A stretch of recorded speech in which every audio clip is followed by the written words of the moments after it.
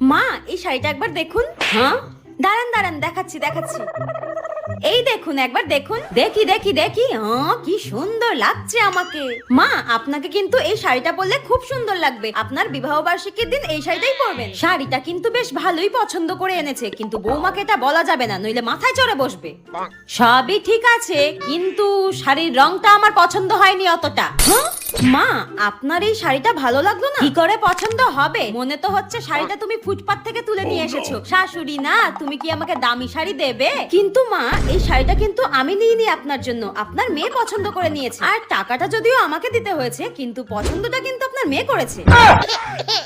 না রে মা, না রে মা, শাড়িটা খুব সুন্দর খুব সুন্দর। এই বোমা, তুমি আগে বলতে পারোনি আমার মেয়ে শাড়িটা পছন্দ করে আমার জন্য নিয়ে এসেছে? আমার মেয়ে কি কম দামি শাড়ি নিয়ে আসবে আমার জন্য? একদম কথা বলবে না তুমি আমার সঙ্গে। সব সময় আমাকে অপমান করতে পারলেই বাঁচেন, তাই না? নিজের মেয়েকে এবার সামলান। এই জন্য বলে বেশি পাকামো করতে নেই। হ্যাঁ